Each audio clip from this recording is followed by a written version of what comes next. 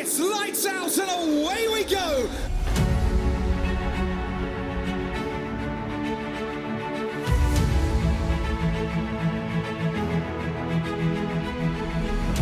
Esto es Entre Circuitos, tu podcast de motorsport.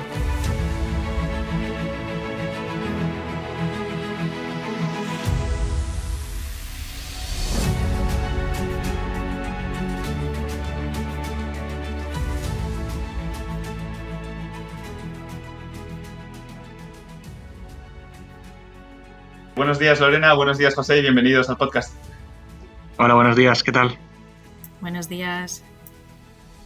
Pues si os parece bien, vamos a comenzar un poco contándonos qué es el equipo, cuál es el equipo que estáis representando y después ya pasamos a vuestra introducción. ¿Os parece? Sí, sin problema. Nosotros, mi nombre es José, soy director técnico del equipo de Valencia, el FSPV Team de Fórmula Student, y ella es Lorena, que es la responsable de la disciplina electrónica. El equipo básicamente, es el equipo de aquí de la Universidad Politécnica de Valencia. Estamos compuestos por unos 40 estudiantes más o menos de distintos grados. Y competimos en la categoría internacional Fórmula Student, donde todos los años construimos un prototipo, en nuestro caso combustión y además driverless, que también es capaz de ser conducido autónomo. Lo probamos en pista y además pues vamos a competir en eventos a lo largo de toda Europa, en los circuitos más emblemáticos de la misma, con él contra distintas universidades a lo largo de todo el mundo, vaya. Genial, me acabas de dar un montón de datos súper interesantes, así que a ver si me acuerdo de ellos después para hacerte preguntas poco a poco. Y una vez introducido el equipo, si queréis presentaros vosotros un poco más en profundidad, decir qué estáis estudiando y qué labores realicéis en el equipo un poquito más detalladas. Yo, como ha dicho José, dentro del equipo me encargo de toda la disciplina de Electronics, que básicamente somos los que nos encargamos tanto del desarrollo del cableado que alimenta más de 100 sensores, como del diseño y soldado de las placas que también llevamos en el coche para controlar diferentes sensores, actuadores, etc. Y luego ya un poco más apartado del equipo, en la universidad estudio ahora mismo cuarto de Ingeniería Electrónica Industrial y Automática y es un poco así sobre mí. ¿José? Muy bien. Sí, en mi caso, yo es mi tercer año en el equipo y estoy este año como director técnico del mismo, junto con otros dos compañeros. Vengo de la disciplina de Autonomous System, en la que fui coordinador el año pasado y miembro del anterior, que se encargaba de implementar un sistema autónomo dentro del prototipo. Era una disciplina nueva y fue la primera vez que la sacamos adelante en el año pasado. Y este año mis labores como director, básicamente pues tratan más de gestión de recursos tanto económicos como humanos, manejo del plan de temporada, los tiempos, las fechas en las que tenemos que llevar las cosas, gestionar relaciones con los distintos patrocinadores que tenemos, etcétera. Todo este tipo de labores que van un poco más allá o son un poco aparte de lo que es la labor técnica que estuve haciendo hace un par de años. Y nada, un poquito también sobre el tema de estudios y tal, como ha comentado Lorena, vamos al mismo curso, en la misma carrera, también estudio Ingeniería Electrónica en cuarto. Y nada, eso es un poquito un resumen sobre lo que hago en el equipo y fuera del mismo. Muy bien. Y si nos podéis comentar un poco, entiendo. La mayoría de gente que está aquí, el proyecto lo conocía antes de unirse a la universidad y lo tenía entre ceja y ceja desde que empezó a estudiar. En vuestro caso fue así. ¿Qué expectativas teníais en el equipo cuando entrasteis? ¿Qué esperabas de él? ¿Y cómo han ido evolucionando con el tiempo dentro del equipo? Nena, si quieres empezar tú, sí. Yo la verdad es que cuando entré en la universidad no tenía ni idea del equipo. Fue un poco a raíz de querer aprender un poco más o querer ir un paso más allá de todo lo que aprendemos en la universidad, porque sentía que se me quedaba un poco corto y sentía que tenía así un tiempo libre que quería invertir en algo que también me aportase, tanto ahora como me pudiese aportar en un futuro. Entonces estuve mirando entre diferentes opciones a qué hacer en este tiempo libre. Y cuando vi el equipo, más que nada me dio una sensación así más de familia. Y es un poco lo que me ha cogido y lo que me tiene aquí atada ya 3 años. Entonces, por mí no fue tanto el saber de la competición, sino el equipo como tal. Ahora mismo también me encanta la competición y me apasiona todo esto, pero cuando entré para nada me esperaba lo que ahora vivo, vaya. En mi caso, bueno, yo conocí el equipo en segundo de bachillerato cuando vine como en un campamento de verano que hacen aquí en la universidad, que te traen una semana y hacen distintas actividades. Se llama el Practicum y nos hicieron una presentación que nos llevaron a circuito, un testing que estaban haciendo con el coche de ese año y nos explicaron un poquito pues todo lo que hacían. Me llamó bastante la atención, pero bueno, luego cuando entré a la carrera pues ya pasó un tiempo, me había olvidado completamente de esto y ya casi que ni me acordaba. Pero a raíz de unos compañeros que me estuvieron mencionando el nuevo proyecto que se estaba haciendo en el equipo, que es a lo que luego me dediqué, que estaban haciendo pues, esta parte más novedosa de todo esto, me animé, pensé que era una buena oportunidad para pues, ampliar mis conocimientos, ir un paso más allá y pues tener un poco, afrontar un desafío que sentía que no se había hecho nunca y que podía ser, pues eso, un poco algo fuera de lo común o que pudiera llamarme la atención para hacer en mi tiempo libre. Lo que no me esperaba era que luego al entrar, como dice Lorena, me iba a encontrar algo enorme, con muchísimas áreas y muchísimas cosas más allá de lo que yo esperaba. Mucha gente fenomenal que también te acompañan ya casi como una familia y hacen que acabes aquí enganchado hasta que sales de la universidad. Y nada, y al final acabo superando mis expectativas, pero de todas las formas posibles. Y bueno, aquí seguimos hasta el día de hoy, vaya.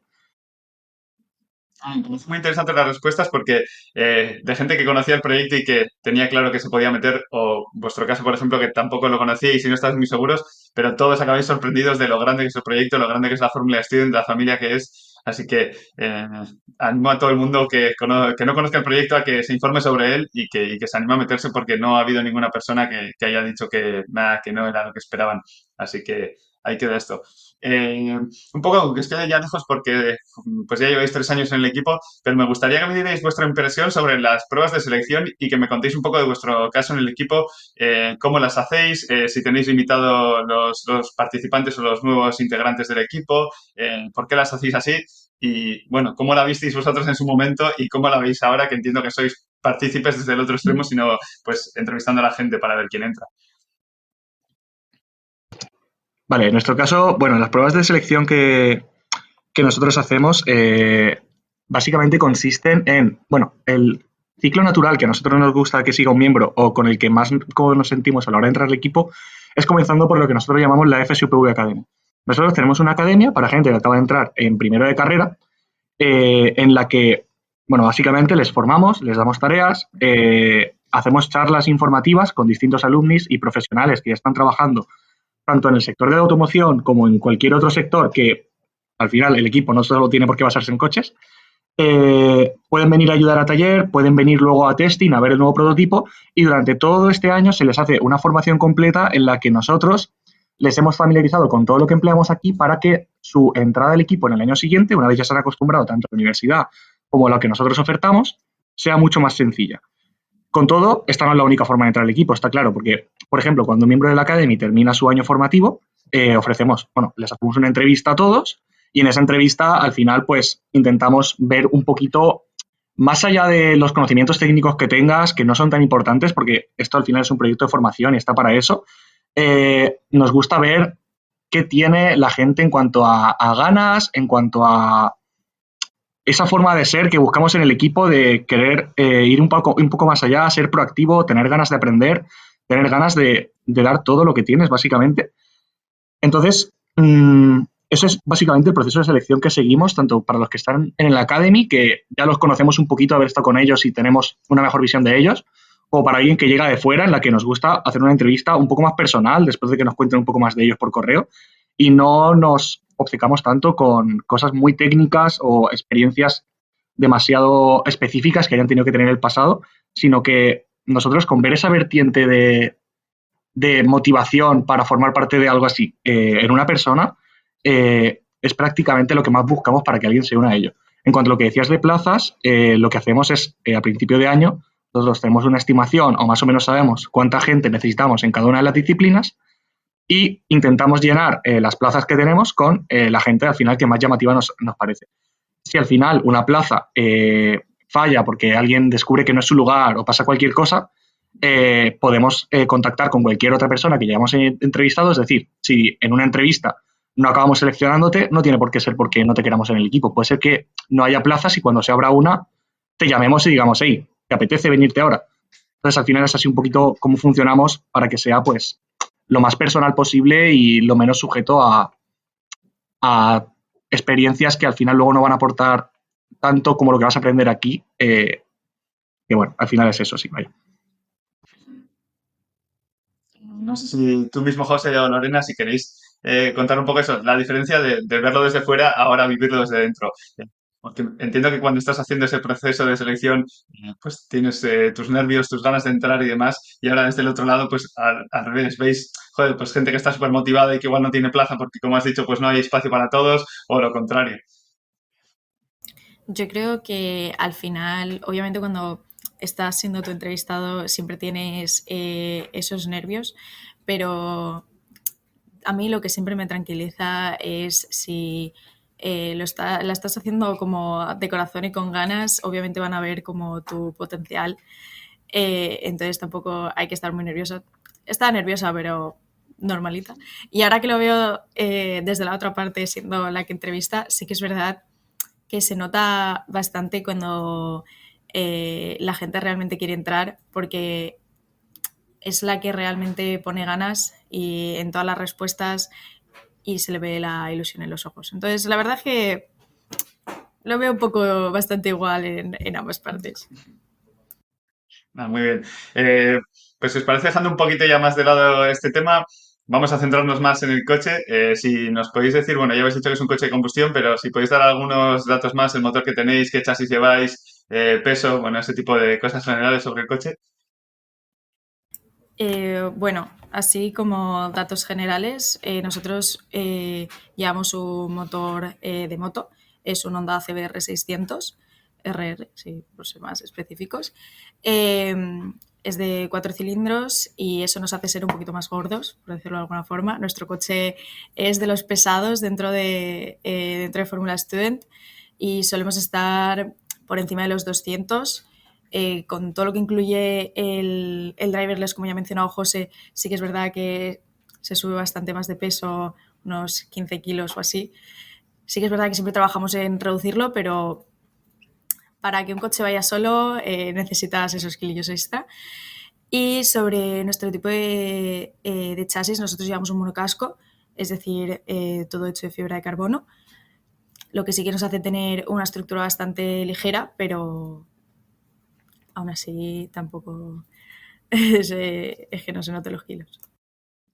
Solo por curiosidad, ¿el motor lo tenéis anclado al chasis con un subframe de tubular o lo tenéis al mismo monocasco? ¿Cómo tenéis hecha la adaptación? Bueno, en nuestro caso, una de las cosas que nos caracteriza respecto a otros equipos es que tenemos un monocasco completo.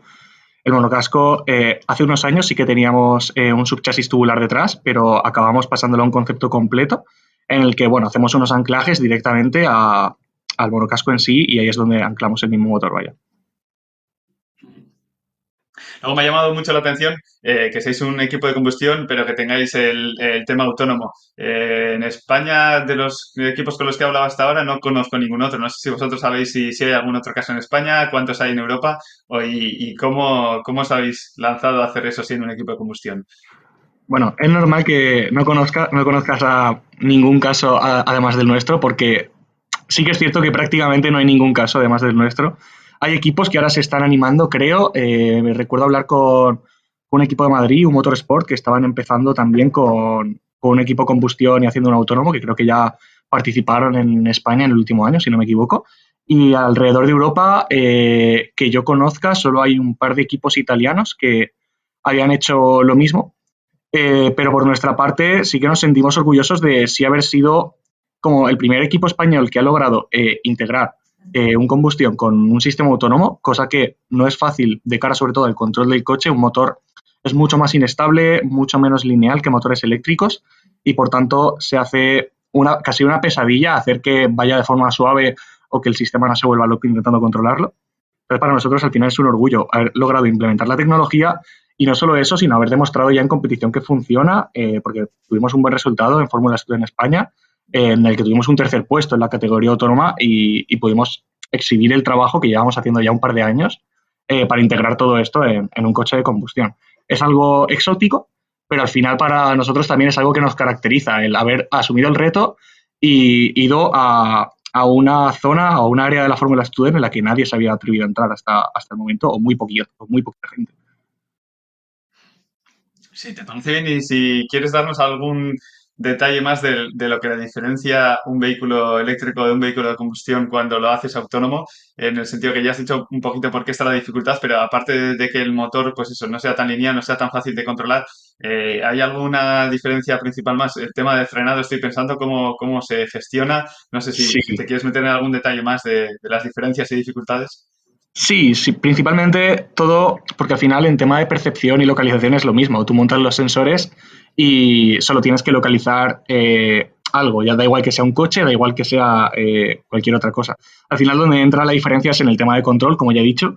Como he dicho, una parte principal es el motor, es mucho más difícil de controlar, no puedes tener una relación directamente lineal como con los eléctricos, sino que tienes que analizar o ver en banco motor cómo se comporta tu motor de combustión para luego poder adaptar el control que tú hagas a ese comportamiento, a cualquier pico de torque que tenga, a cualquier cosa, a cualquier no linearidad que tenga por ahí.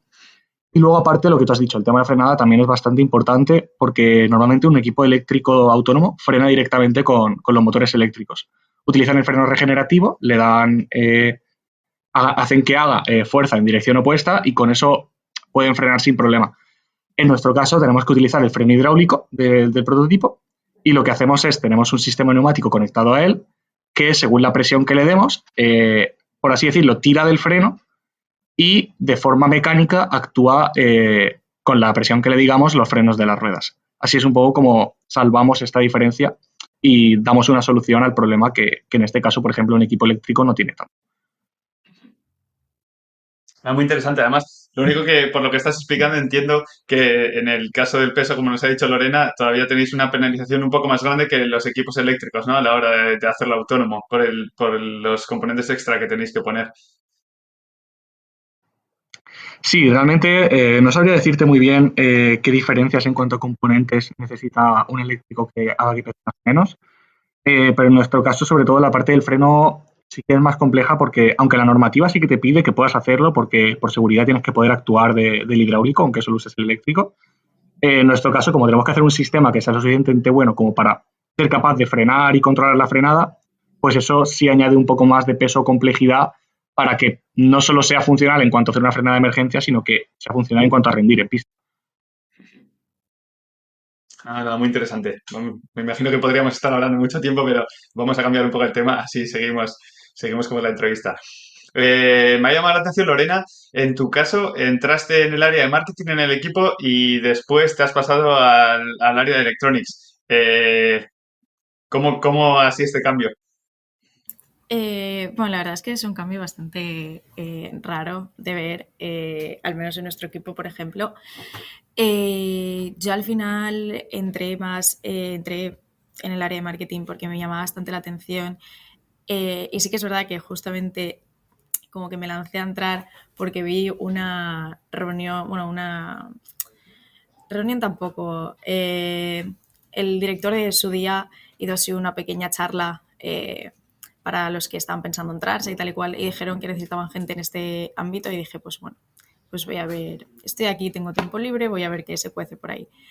Y sí que es verdad que cuando entré al equipo, aunque eso me gustaba mucho, me apasionaba también mucho más el tema técnico y es por lo que fui indagando un poco más por ahí y es ya cuando decidí centrarme en mi mayor parte en lo técnico.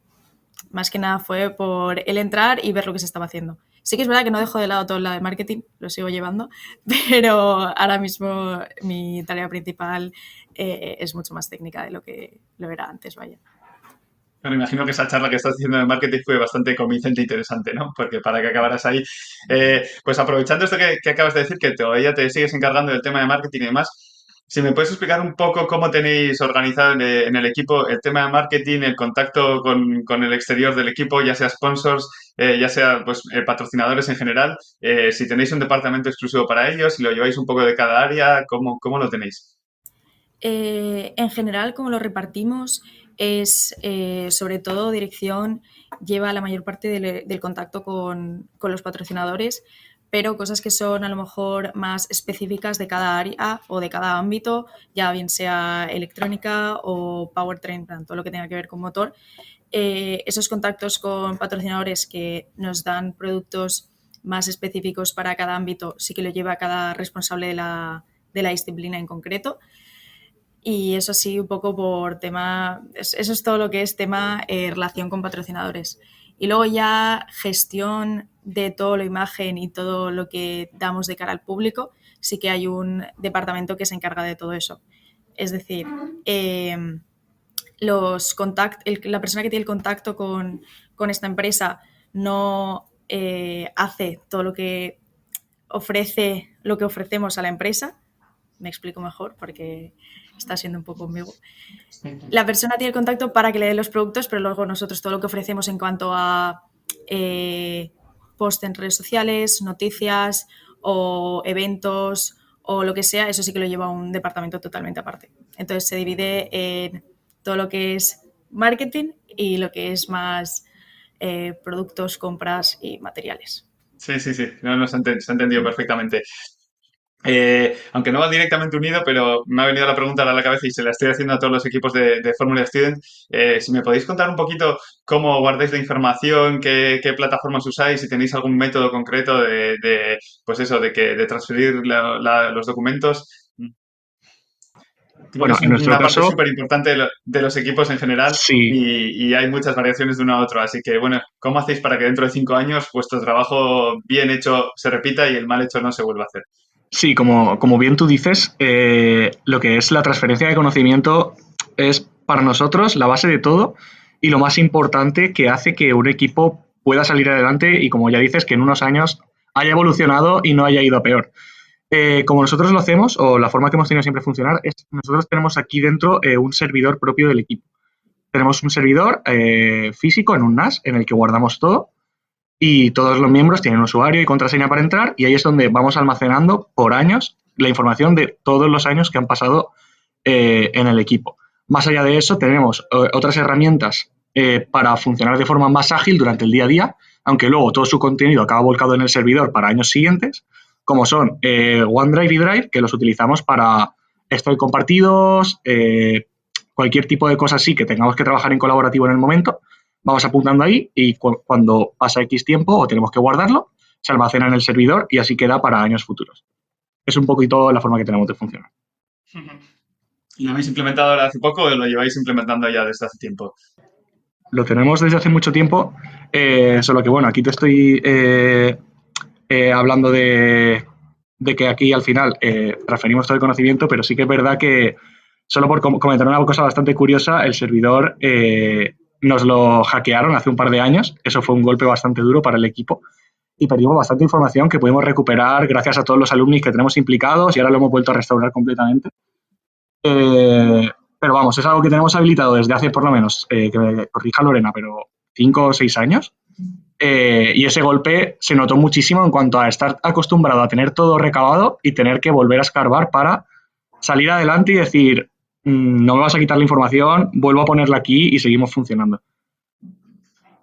Sí, sí, pues algo así, no me lo esperaba, pero sí, al final está esa opción ahí, bueno, menos mal que os habéis conseguido recuperar y seguir para adelante. Hemos trabajado mucho la seguridad desde entonces, vaya. Y hablando de guardar cosas de años anteriores y demás, en un momento has comentado que la academia esa que tenéis, que lleváis a los alumnos, a los interesados de primero a los testing y demás, ¿tenéis coches de años anteriores? ¿Los guardáis o cómo es el proceso?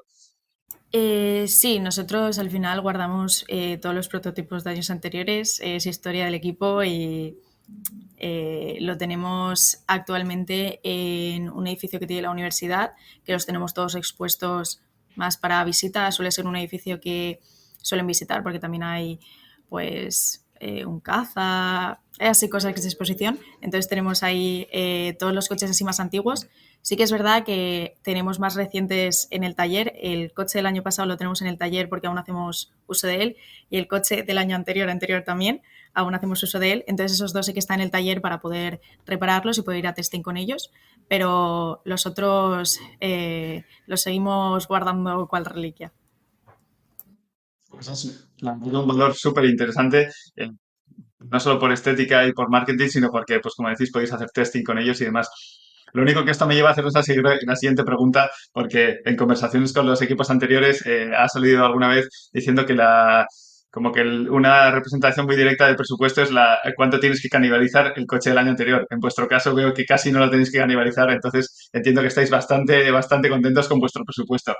Si me podéis un poco comentar cómo funcionáis con el tema de patrocinios, pues eso, no estoy viendo la cifra del presupuesto, simplemente que me comentéis, pues eso, qué tal funciona, cuántas empresas hay, si es fácil encontrar colaboradores y patrocinadores en vuestra zona. Bueno, realmente sí que es verdad que creo que en España, entre los equipos, hay una falsa creencia de que nuestro equipo tiene mucho presupuesto o vamos muy bien o lo que sea, pero nada más lejos de la realidad. Nosotros sí que, por suerte y por el esfuerzo que hemos hecho, tenemos bastante buenos resultados en las competiciones que hemos hecho. Pero también es verdad que, como tú dices, muy a nuestro pesar, porque no nos gusta hacerlo y siempre tratamos de tenerlo lo más perfecto posible, alguna vez ha habido que canibalizar alguna cosilla de un coche del año anterior, duele mucho, pero al final hay que tirar de, pues un poco como te venga. Como tú dices, no vamos a hablar de cifras, pero sí que es verdad que encontrar patrocinadores o alguien que realmente financie lo que cuesta hacer un coche de Fórmula Student, porque un coche de Fórmula Student no es ningún secreto que no es nada barato, es muy difícil, sobre todo con las situaciones que se están viviendo estos últimos años y cómo están las empresas, por ejemplo, en el tema de la electrónica, que hay escasez de componentes o cosas así, está siendo todavía más complicado y muchas empresas o se están bajando del barco o les está costando animarse a empresas nuevas a unirse. Y es uno de los grandes retos a los que nos enfrentamos cada día, que es ver cómo consigues encontrar más patrocinadores que ayuden a financiar todo esto, o no financiar, sino darte los materiales, por ejemplo, incluso temas como mecanizados, hay veces que son un verdadero sufrimiento, porque tienes que encontrar un montón de empresas que te hagan esto, lo otro, lo otro. Y una de repente no puede porque, está claro, hacen todo su esfuerzo con la mejor voluntad posible y hay veces que no es posible y ya tienes que estar como loco pues buscando cualquier sustituto, cualquier cosa. No es nada fácil y al final pues es algo que se construye poquito a poquito. Muchos de vuestros compañeros me comentaban que sí que hay patrocinios que directamente pues igual no pueden participar en esta fabricación o que no pueden poner dinero, pero que sí que os dan formaciones y demás y que además esas formaciones sirven para que después gente del equipo pues pase directamente a trabajar en las empresas y demás. En vuestro caso también tenéis ese tipo de colaboraciones. En nuestro caso sí. En cuanto a formaciones, sí que tenemos algunas empresas con las que alguna vez hemos organizado charlas, ya sea de algún tipo de conocimiento específico, algún tipo de metodología, a lo mejor de organización de proyectos, cualquier cosa así. Y lo más interesante que comentas aquí para mí es el tema de que un miembro pueda formar parte de la empresa. Nosotros a nuestros principales patrocinadores es una de las grandes ofertas o una de nuestras grandes banderas, por así decirlo. Es decir, nosotros al final podemos casi, no sé cómo decirlo, presumir o poder decir que formamos muy buenos ingenieros y la gente que sale del equipo sale muy bien formada gracias a la experiencia en el mundo real que han tenido. Y esto hace que a las empresas les sea especialmente interesante el poder contar con cualquier persona del equipo en un futuro. Obviamente, no puedes obligar nunca a nadie a que sea una empresa o algo así, pero sí puedes hablar con la empresa y decirle, con la buena relación que tenemos y todo lo que llevamos juntos, si os interesa algo, os podemos pasar perfiles, podemos hablar con los miembros, decirles que hay una opción con vosotros y muchas de nuestras empresas siguen ahí porque han encontrado o han acabado como enamorándose de algún miembro del equipo que ha salido de ahí y han dicho, vaya, esto es realmente grande y me aporta algo no solo en visibilidad, sino en productividad real para mi empresa en un futuro, vaya. Sí, como decías antes, en la Fórmula Student se diseña un coche, sí, pero bueno, hay muchos perfiles y al final el objetivo final es formarse y salir al mercado laboral, ¿no? Así que bueno, pues está claro que sí, que si tenéis esa opción está genial. Y hablando del otro objetivo, porque como he dicho, creo que son dos, uno es fabricar un coche con el que poder competir y el otro es formarse. Yéndonos al lado de fabricar un coche y competir, si nos podéis contar un poco las competiciones que participasteis el año pasado, qué tal fueron y un poco cuáles son vuestros objetivos de cara a este año. El año pasado fuimos a 3 competiciones. La primera a la que fuimos fue Fórmula Student Austria. Ahí competimos con nuestro coche full combustión normal y corriente. Quedamos terceros, por lo que bastante contentos. Luego de ahí nos fuimos a Fórmula Student Germany, que sí que fue un reto un poco más grande, ya que estamos participando con la parte también autónoma del coche para skid pad y axle, que por el cambio de normativa, como ya sabes, te hacen hacer estas 2 pruebas en modo autónomo.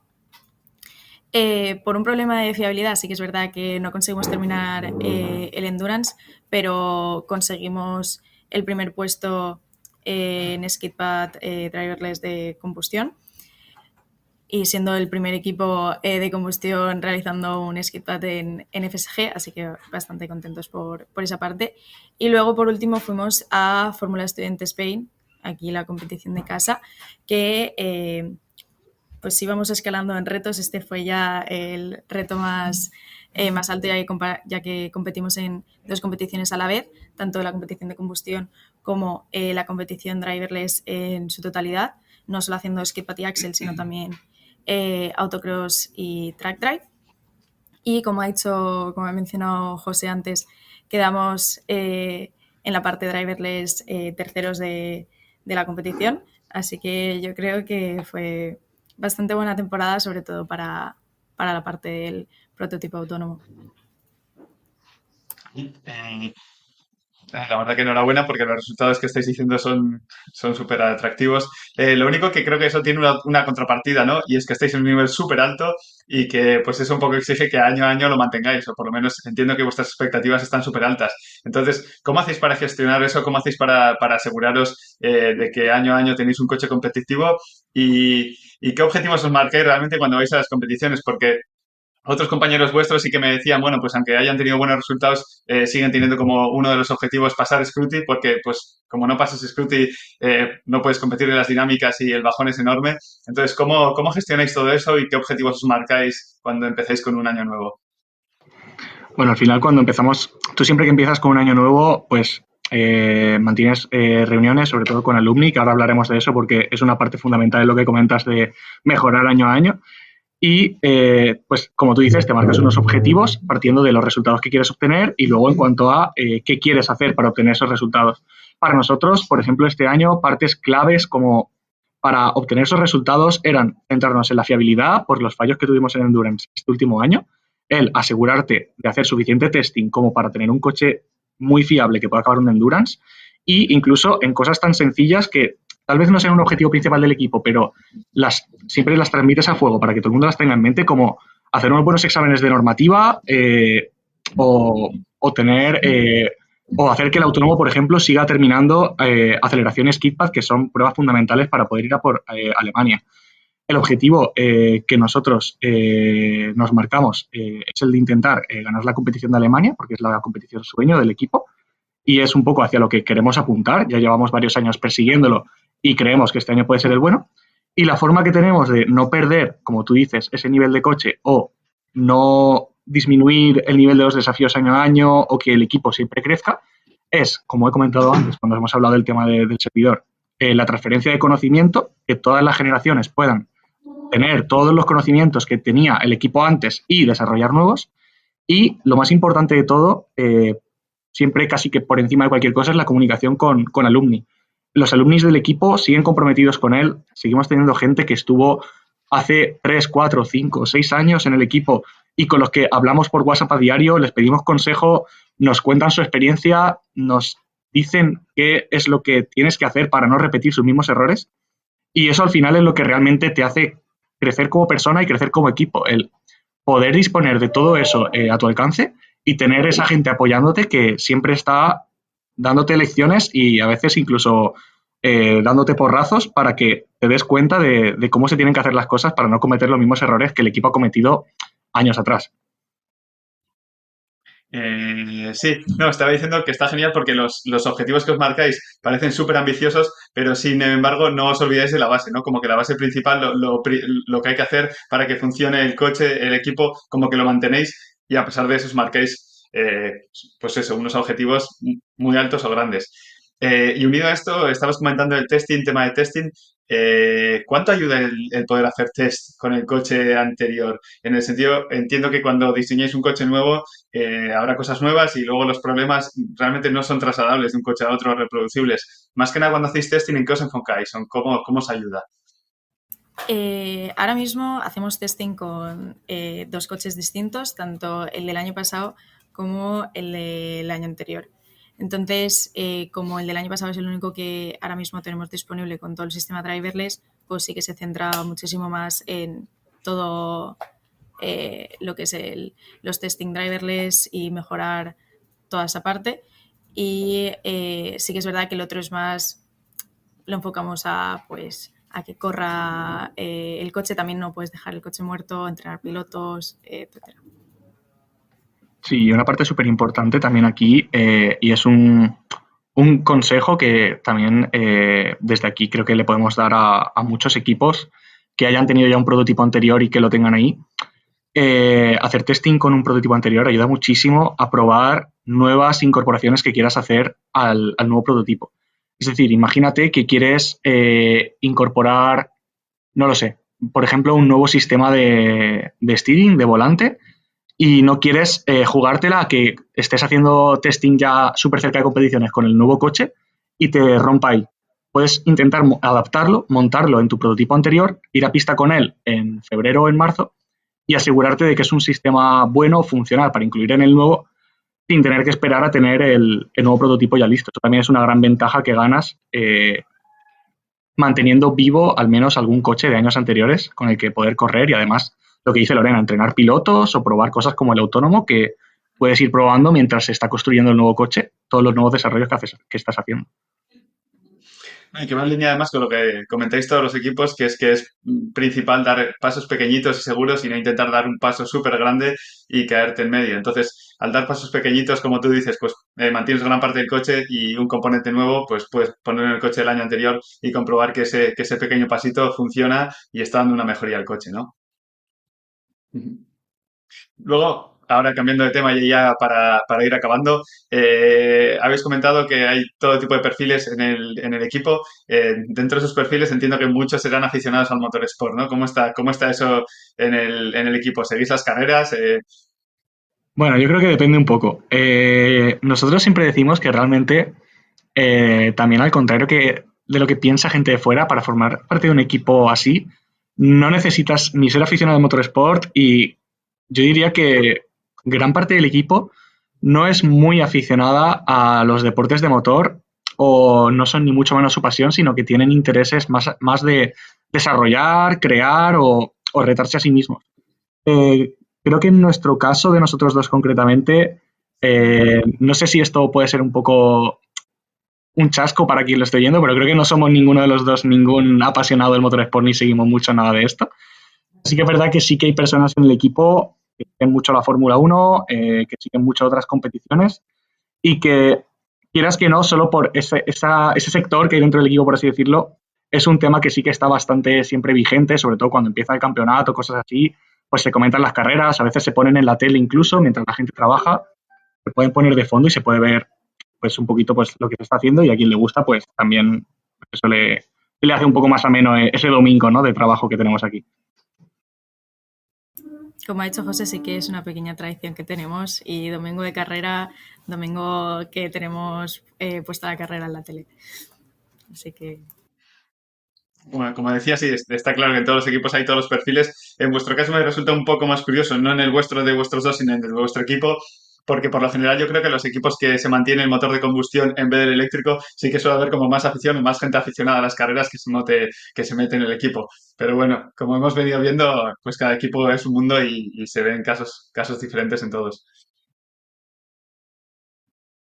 Sí, pues por mi parte, esto es todo. No sé si os habéis quedado con alguna idea, con algo en el tintero que os gustaría decir o comentar. Yo sí que voy a comentar porque al final, pues, promocionarse siempre viene bien. Nos podéis seguir en redes. Instagram, @fspvteam. LinkedIn, fspvteam también. Y Facebook, Fórmula VV. Ya lo dejo ahí para quien nos quiera seguir. Así podéis enteraros un poquito más de todo lo que hace el equipo y aprender también un poquito más sobre el equipo por si os habéis quedado con ganas de saber un poquito más.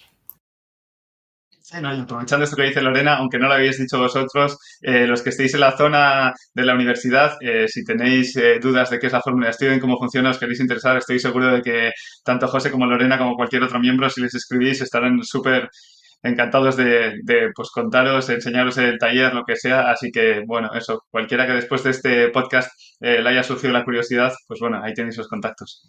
Sí, por supuesto. Como ya siempre solemos decir a mucha gente que no ha visto muy bien lo que es el equipo, no mordemos, somos gente totalmente normal, esto no es nada del otro mundo. Si tenéis curiosidad, si tenéis ganas, si estáis por la zona, tanto en el caso de la Politécnica como en cualquier persona que tenga cualquier equipo Fórmula Student cerca de donde él estudia, donde él esté, animaos, acercaos, preguntad. Si os interesa el mundillo, es un reto súper chulo del que formar parte. Y nada, que cualquier cosa, pues sin ningún problema podéis escribir, ya sea al equipo, a nosotros o lo que haga falta. Pues muchísimas gracias a los dos por haber participado hoy en el podcast. Un saludo. A ti por invitarnos. Hasta luego. Muchas gracias, Iñigo. Un saludo.